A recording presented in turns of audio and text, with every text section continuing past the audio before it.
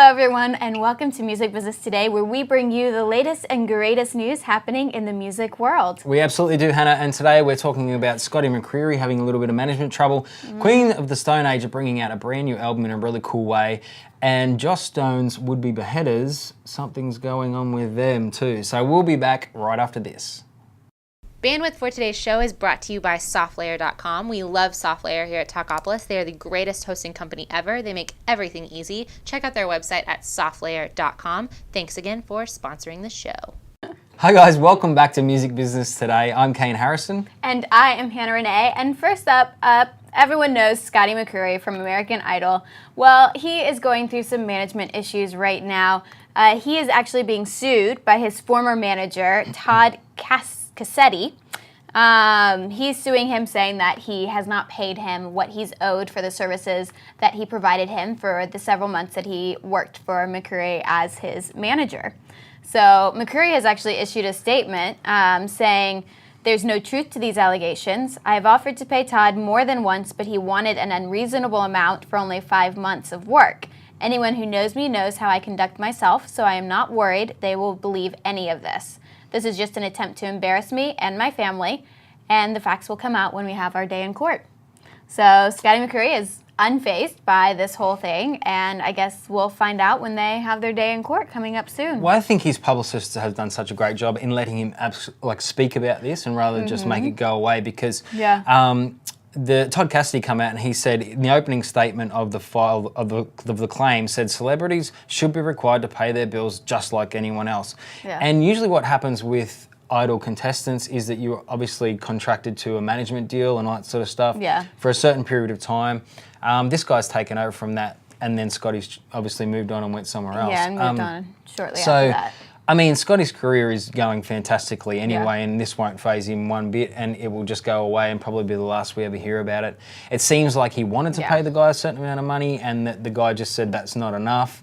And was wanting more, I guess, because of the fame that Scotty has found. Well, cash in on his apparently, celebrity. from what I was reading, this guy doesn't have a lot of management experience either. Right. He, was a small business owner, had his own kind of business, and then quit that to become Scotty McCreery's manager for those 5 months. So he kind of hit the jackpot for 5 months. He should just be, okay, that's cool. Yeah. There we go. This isn't going to do him any good in his It's not doing him any favors because, that's for sure. if he ends up losing this whole thing, no one's going to want to take him on as a manager. No way. At all. No way. But moving along to someone else who's really cool, and that's Queens of the Stone Age. They've teamed up with the comedian Fred Armisen from Saturday Night Live. And what they're doing is they're putting together a release for their current album on a USB stick, which is kind of a really cool idea. It's awesome, and it's a beer opener too. Can you believe that's awesome? It's a bottle opener, and it comes with lyric sheets, photos, music videos, all that kind of stuff. Queens of the Stone Age are back, and they're back in a big way. They had they have added a second night to their London Wembley Arena show because it sold out straight away. So, yeah, and the whole thing looks really cool. It's kind of this wood kind of design, jump drive. Well, people have been doing this for a long time. You actually can go in and see a show now, and when you leave, you can buy the show from the desk on a stick, and usually it comes as a bracelet or something like that. Cool. So you can hear the show that you've been at and buy that live recording as you are walking out of the door. That's pretty cool. The USB idea has been around for a while, but I guess you have to still purchase it, still plug it in, and still download it all. So whether people do that or not, I'm not sure. But then you have this awesome USB drive. You've got their album and all this extra stuff. It's a bottle opener as well. You can reload your own stuff on there. I think that's a pretty cool idea that they're doing that. Also recognizing that kind of CDs, as I've been reading lately, just keep going down.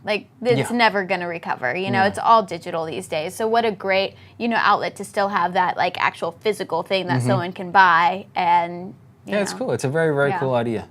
Yeah, well, Stephen Moore has actually resigned from being the CEO of the Country Music Association. He held that position for several years. He actually helped the CMA Music Festival hit record attendance with an increase of more than 13%. This past year. He also started the CMA Foundation, but he has resigned and stepped down. There were no hard feelings or anything from what I was reading about it, so he's just, moving on to other ventures and has decided that this is kind of where it ends with this. Yeah. So Well, finish on a high, I guess. I mean, yeah, right? I mean, that's true. Finish while you're up there. You have all Yeah. this great stuff that you've been doing. And these guys move on to all kinds of different things. I know in Australia we had a number of guys who'd done the same sort of thing, moved to Olympic committees because they organised things so well and boosted things so well. So you just never know what they've got up their sleeve.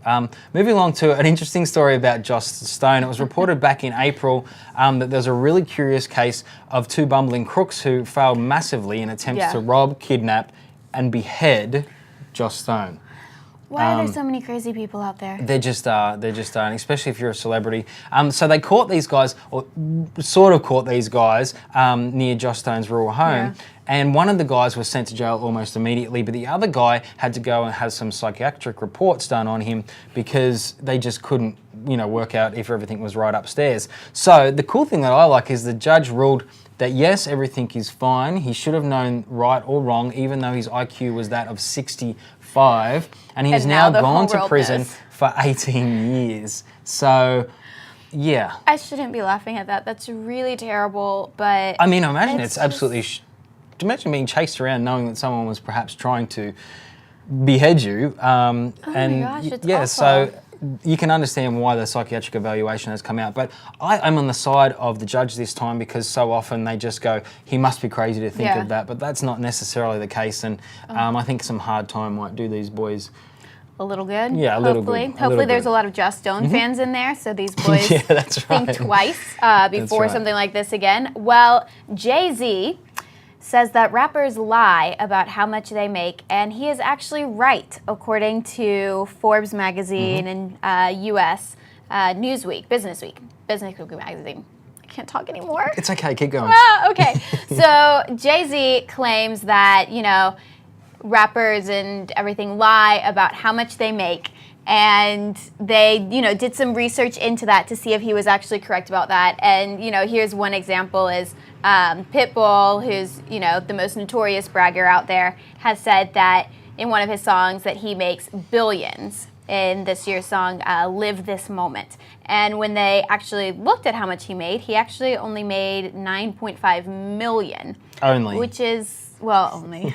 I know that's a lot. But that's quite a lot short of billions. That is true. And along with several other rappers, Kanye West, he boasts about $500 million, which is actually accurate. His net worth is $475 million. So at least he's kind of close. Yeah, well, it still goes to show that if you're a musician, you can make money. But these guys are extraordinary businessmen. Yeah. I think that is the thing, and that's why they end up in Forbes and things like that. It's because... But they still do lie about how much they make in their music. Well, I would imagine that if you ask anyone in Forbes how much they made, they would probably lie.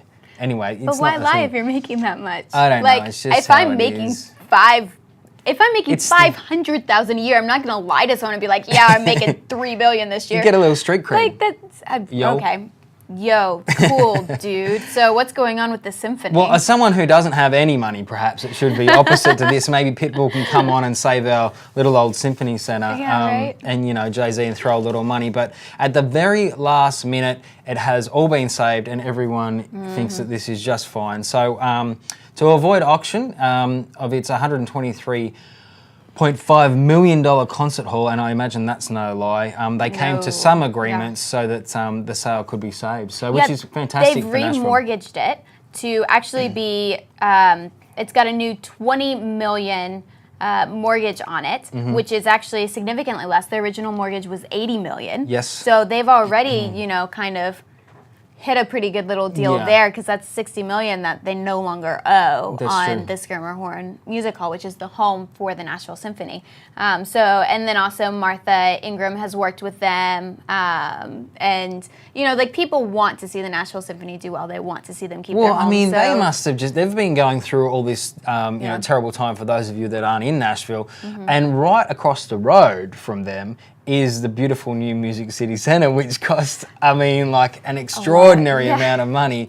And so, which was in parts government funded, and you know they've held bonds against it and things like that. But this place is just absolutely ginormous, and this beautiful little symphony center that sits across the road that has, you know, obviously the Nashville Symphony, but so many people play there and play with them. Yeah, it seems like there's a lot of stuff constantly going on there, and it's constantly sold out because it really is such a great performance. And the grounds are beautiful. There's cafes, there's like water fountains and all that sort of stuff. So it's very thankful that they've been able to save that. Yeah, and hopefully this new mortgage really helps them out. Yeah. So I'm sure they're, you know, out of hot water now and on their way. Yeah, that's true. Not the only Americans to be upside down in their mortgage, I wouldn't have thought. Yeah, no, I don't think so. Unfortunately.